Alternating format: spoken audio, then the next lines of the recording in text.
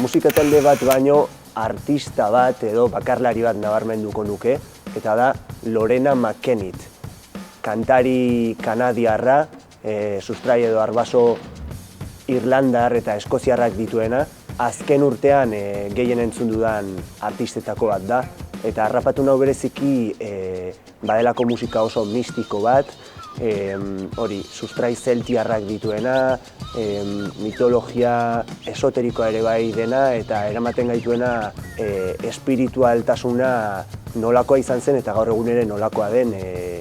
gogoetatzera, eta musikak beste toki batera begiak itxi eta gozatzeko artista bat iruditzen zait. Argi esango dut, jaio musika hildan ere bihotzeko diskoa,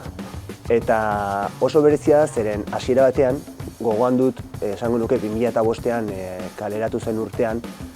oparitu zidatela gurasoek, disko beltz bat, etxera ekarri zidaten, nik orduan sanoen zer da hau. Ez nuen roka entzuten, ez neukan idearik ere, eta hor utzi nuen apalean. Eta handik hilabete batzuetara, ikastolako lagun batek esan zidan, berri txarrak, bai, hori ondo dago, entzun. Eta hasi nintzen, entzuten diskoa, eta harrapatu ninduen erabat goitik bera,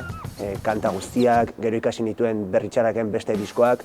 eta nolabait berri txarrak bihurtu zen rockaren eta metalaren nire sarrerako atea. Eta horregatik, uste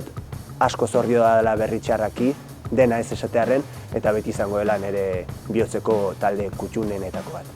Azken aldian arrasto sakona entzuten dudan bakoitzean uzten didan kantua da Lourdes Iriondoren Isiltasuna. Beti ez doka mairuren inguruan hitz egiten dugunean, Lete, Laboa, Lertxundi eta gizonezkoak oso gogoan ditugu, baina izugarria iruditzen zait Iriondok egin zuen bestelako ekarpena, kasi operistikoak diren ahotsak, musika maila oso altua, ekarpen musikal oso handia egin zuen, eta hitzetan ere sekulakoa zen bere gogoetarako gaitasuna, eta garai baten edo gizarte baten erretratua egiteko oso metafora sugerenteen bitartez. Eta kasu honetan, Isiltasuna abesti honek gainera gure ahotsa den instrumentuz lagunduta txistuarekin, horrekin eramaten gaitu trantze batean sartzera, eta uste dut abesti oso berezia dela. Gaur egungoari helduta oraingoan ere, Alarma egoeran abestia esango nuke, Zutagarren Alarma disko berrikoa, eta batez ere atentzioa eman didalako badago esaldi berezi bat esaten duena askoz pertsona hobeak bihurtuko ginela esan ziguten, txarrena da gehiengo batek sinistu egin zuen. Eta uste dut oso ondo laburbiltzen duela edo islatzen duela pandemian zehar bizi izan duguna, eta pandemiaren ondoren ere zer garen edo zer bihurtu garen, eta Zutagarrerek talde kutxunetako bat da, eta letra honek guztiz baita ere konbentzitu nau edo asko sintonizatu dut. Bat nabarmentzekotan, Cliff Burton esango nuke, Metallicako basujole izan zena, tamalez errepidean istripu batean hil zen, eta ordutik mito bezala ere daukate askok, baina mitifikatzetik haratago niretzat batez ere izan zen bajuarenkiko pasioz hasteko arrazoietako bat, zen ikusi nuenean lau sokekin norbaitek hainbeste indar, hainbeste nota ere bai, bajuarekin horrelako melodiak egin zitezkela, hankaz gora jarri zian